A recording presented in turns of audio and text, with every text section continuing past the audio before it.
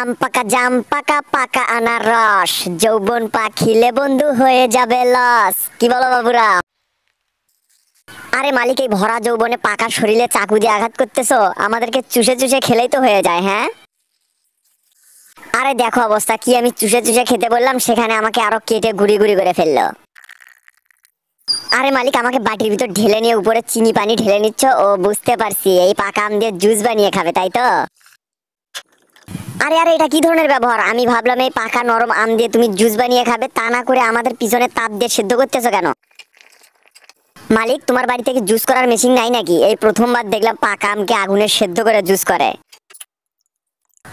দেখো না আমাকে যেভাবে কাঁচের গ্লাসে ভরিয়ে ফেলতেছে, মনে হয় বাজার থেকে কিনে নিয়ে আসলো। এই বাবু, তোমরা ভিডিওতে লাইক করে চ্যানেলটি সাবস্ক্রাইব করে দাও তো। এই তোমার আমের জুস খাওয়া। এই বাবু, তোমরা একটু কমেন্ট করে বলো তো, তোমার পাকা আম খেতে বেশি ভালো লাগে নাকি কাঁচা আম খেতে ভালো লাগে? হ্যাঁ।